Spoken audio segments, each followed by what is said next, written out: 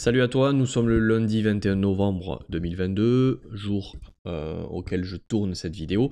Donc on est parti pour une analyse technique de la crypto-monnaie ING, d'accord. Je te laisse te faire ton propre avis sur le fondamental. On est ici sur une chaîne uniquement d'analyse technique, de compréhension du price action, de liquidité et de psychologie. Ok, psychologie des foules liée à la crypto-monnaie, bien entendu. Avant qu'on commence, je te laisse rejoindre mon canal Telegram. Tu trouveras le lien en dessous ou sur la bannière de ma chaîne YouTube. On sait jamais si un jour YouTube pour moi ça disparaît ou j'en sais rien. Il y aura toujours cet endroit où je pourrai communiquer avec vous pour vous dire quelle est la suite des événements. Voilà. On ne sait jamais de quoi il fait l'avenir, d'accord. ING, je le prends en monthly, ok, pour essayer d'avoir une visu long terme. Pour l'instant, alors c'est un actif qui retrace là depuis un petit moment, hein, depuis les tops qu'on a fait. On verra qu'on a fait une distribution, entre guillemets, qu'on a profité de faire une distribution sur le bull run dernier, l'effervescence là, entre février et mai 2021, justement quand les news étaient très bonnes. C'est ici qu'on a distribué. On peut très clairement identifier ici un UT. D'accord, si on respecte la schématique de Wyckoff, en monthly on le voit bien, on le verrait mieux en weekly, mais je te le mets ici, donc UT ici, ok, CTRL-C, CTRL-V, et ici c'est l'UTAD, d'accord. UTAD, voilà, Uptrust et UTAD, alors, c'est ici. Ok, si on passe en weekly, on la voit encore mieux, la belle distribution, d'accord, le push, UT, on retrace, UTAD et on dégueule, ok. Changement de structure, break, boom. On revient certainement dans une supply zone. J'anticipe déjà pour la suite, mais là tu vois, hop, on a une supply zone weekly. Comme par hasard, on vient mécher dedans, on redistribue. On a une nouvelle supply zone weekly qui se crée ici, d'accord. Voilà, on casse, on revient dedans, on distribue. Bon, bref, c'est comme ça, c'est mécanique, c'est comme ça que le marché fonctionne. Alors, on va voir pour de l'investissement là. Il m'a été demandé ING.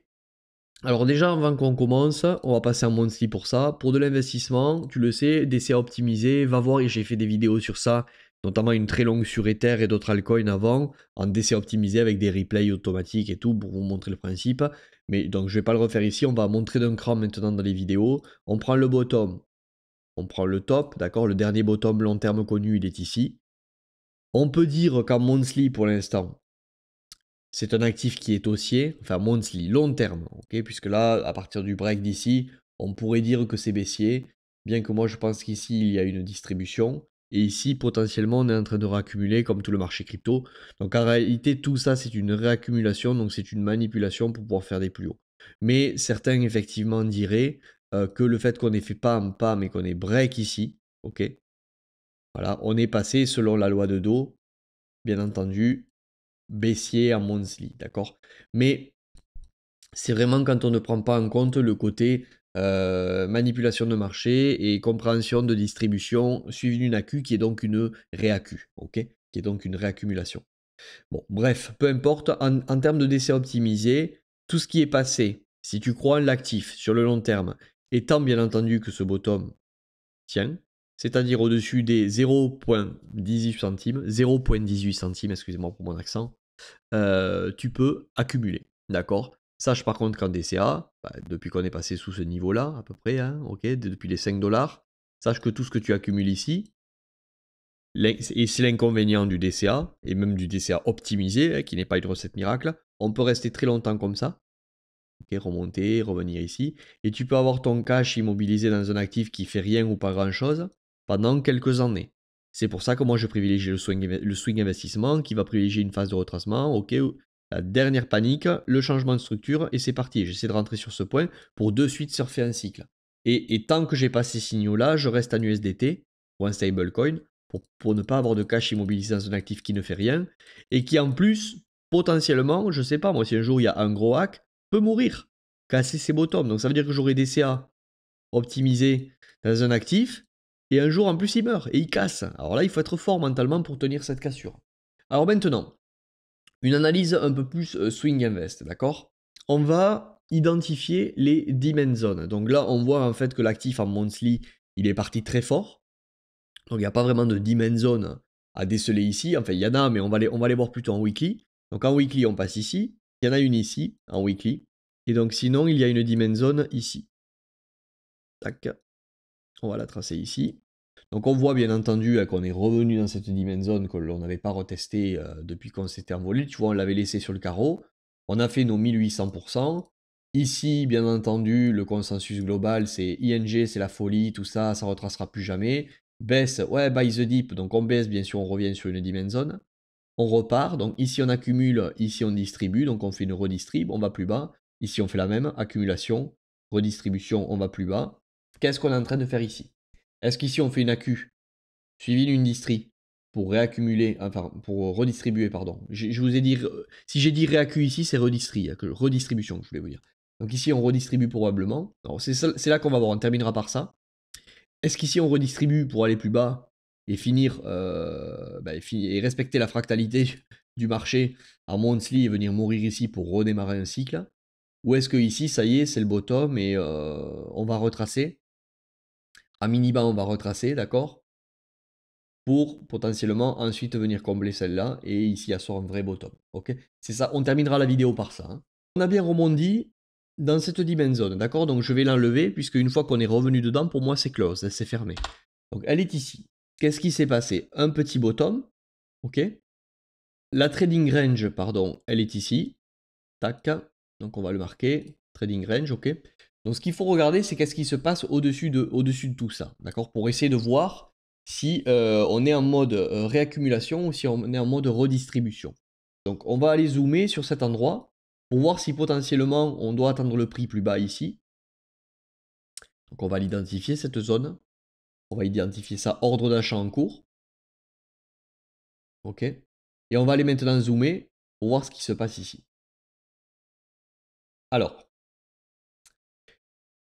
à cet endroit, confirmation, on pourrait dire d'un point de vue retail, ok, bottom, double bottom, trading range ici ou ligne de coup. Ici, on a clôturé un double bottom weekly. Donc ça y est, YOLO, on s'en va. D'accord? Moi, ce que je vois ici me laisse à penser que c'est pas fini. Et on va plutôt être sur un retracement qui va venir ici. D'accord? Je pense qu'on va aller là avant d'espérer un rallye haussier. Alors, ça ne veut pas dire que là, on va pas repartir. Hein. Ne me faites pas dire ce que j'ai pas dit. Peut-être qu'à partir de là, on va revenir ici. On va reprendre 50%. Mais c'est 50% juste qui vont permettre de revenir dans la supply zone de la manipulation ici. Donc là, il y a une légère distribution qui a été faite. Ici, voilà. Donc ici, pour moi, on risque de revenir dans ce point. Pardon. On risque de revenir ici. D'accord. Donc supply daily. Donc je rentre dans les détails, mais c'est important pour pas que tu te fasses piéger. Parce que là, ce qu'il y a eu ici, pour moi, c'est une cassure de structure. D'accord? On voit que ce bottom n'est plus protégé. On est venu juste dessous. C'est normal qu'on ait une réaction maintenant. Ok? On est venu prendre la liquidité en dessous. Donc là, on a perdu. On n'aurait pas dû perdre autant de force, si tu veux, si c'est bullish ici. Pour moi, on a perdu de la force ici. On a piégé les gens avec ce double bottom. C'est pour ça que tu vois, attention aux méthodes trop retail, trop traditionnelles. Si je rajoutais le RSI, on verrait peut-être qu'il y a une divergence ici. Ok? Divergence, RSI. Belle structure double bottom. On est dans une belle zone. Et pourtant, ce qui risque de se passer, c'est quelque chose comme ça. D'accord? Donc, pour moi, pour ING, alors, avant de partir sur la target, ici, si on allait en H4, je ne vais pas le faire parce que je ne veux pas rentrer sur de la trop petite UT. Je veux juste t'expliquer que, attention, le point optimal ici, potentiellement, ce qui paraissait être comme un point optimal, ok, peut se transformer en moins 65% en holdé dans les jours à venir ou semaines. C'est pas grave si tu es long terme, mais c'est dommage. Pendant que toi tu vas holder ta perte, certaines personnes, peut-être comme moi, vont attendre, suite à tout ça, le retest. Okay. L'excitation des gens ici. Ici, on verra s'il se repasse une micro-distrib. Le break. Ok. L'accumulation ici où tout le monde lâche. Et ensuite, on est parti. Moi, je vois ici, je pense, qu'on va se taper une redistribution comme on a eu ici, ici, et peut-être ici. Les gens sont trop pressés. Ça aurait pu être ici, ok. On aurait pu retracer. Alors, je dis pas que c'est ce qui va se passer, hein. Peut-être que ça va me donner tort le prix, hein. Mais c'est ce que je vois sur le prix qui me fait dire ça. Donc, ce que je vois ici me fait dire que potentiellement ici, il y a une zone pertinente pour aller mettre un bottom. D'accord? Ça n'empêche pas qu'on peut retracer, mais l'action price me laisse à penser qu'on va retracer, encore. Et je te dis, fais attention, bullish, oui, les news sont peut-être positives, c'est peut-être un super fonda, mais il y a, un break de structure ici, une supply zone qui va être fortement retestée. À part si vraiment il y a des mauvaises news avec BTC descend, on va de suite aller là. Attention, pour moi, le prix, la zone optimale, elle est ici. Et un prix qui serait déjà un très bon prix d'essai à optimiser, pour moi, le point d'essai à optimiser avec le prix ultime, il est à, et ça va paraître dingue, mais il est à 0.92, 0.921. Là, je te parle pour un DCA. Et dans mon swing investissement, moi, si tu veux, je commence à bouger quand en plus de la zone, je vois quelque chose comme ça. Ok, tac, on revient ici. La panique. Tac, et là, moi, je vais peut-être prendre position ici. Ok? Parce que là, j'aurais eu tous les signaux que je veux voir. Une zone pertinente.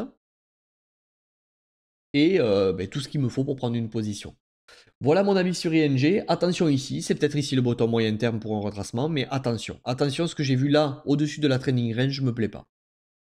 Je vais terminer cette vidéo en te donnant des targets de vente, soit si on rebondit maintenant, ou des targets de prise de profit pour plus tard. On va les identifier ensemble, donc on va repasser en weekly. Donc cette supply zone, je te l'ai donné pour l'exemple tout à l'heure, elle est refermée. D'accord? Si toujours tu ne comprends pas, j'ai fait une grosse vidéo pour ça. Est-ce qu'il y a une autre supply zone en weekly qui n'aurait pas été refermée? Non. Non.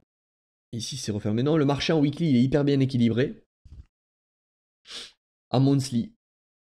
Ok, ok. Donc à monthly ici, une target pour moi qui est rationnelle, prends des profits à cet endroit. Je vais te donner, enfin, c'est pas un conseil, tu fais ce que tu veux, mais en termes de gestion de risque, il est intéressant de prendre des profits. Combien 25, 50, 75%, profit total, comme tu veux. Je vais mettre 75. À 10,43, zone de profit. Zone de profit rationnelle. Me dis pas, ouais, on va pas y aller, mais t'es malade, 10,43, c'est pas le moment. C'est une zone, je te dis, où potentiellement, une zone très intéressante que l'on n'a pas retestée, et que certains gros ont peut-être intérêt à y revenir pour remanipuler le marché ici, remettre une distribution et re-aller plus bas, d'accord? Exit, des ordres perdants ici, je ne vais pas le réexpliquer. Donc cette zone est une belle zone à profit, ou à prise, ou de sortie. Ok? Donc les 10,43. Si tu es rentré prématurément ici et que tu cherches un exit, rappelle-toi, ici, je te l'ai identifié en début de vidéo, supply zone daily, où potentiellement on peut avoir la fameuse continuation baissière hein, pour aller sur cet ordre-là. Ok? Et ici, on va voir là rapidement s'il y a des supply zone daily qu'on pourrait identifier. Ici, on est revenu. Tu vois, regarde, partout, le marché des mécaniques. Voilà, ici, supply zone daily. On casse, où est-ce qu'on revient? Bim, dans la supply zone. Donc celle-là, elle est refermée. C'était un exemple. Ici, voilà, ici, supply zone daily. Tac. On casse, on revient et on dégueule plus bas. Est-ce que... Regarde, ici. Supply zone daily. On casse fort. On revient dans la supply zone et on va plus bas. Bon. Je ne vais pas m'attarder sur les supply zone daily. On est investisseur. Voilà. Une target pour prise de profit, pour exit le marché ici. Est-ce qu'on va y revenir de suite? Je n'en sais rien. Au vu de ce que me montre l'action price, je pense qu'on va plus bas pour mettre un bottom et ensuite démarrer un cycle. Voici mon analyse sur ING, pardon. Je te souhaite une bonne journée et je te dis à plus. Ciao.